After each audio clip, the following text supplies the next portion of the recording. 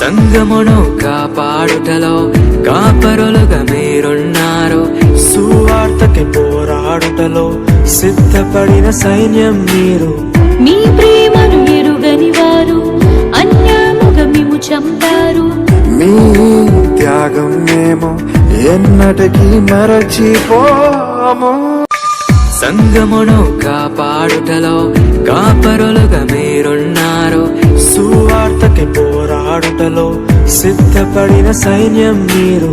మీ ప్రేమను ఎరుగని వారు అన్యాయముగా మిమ్ము చంపారు.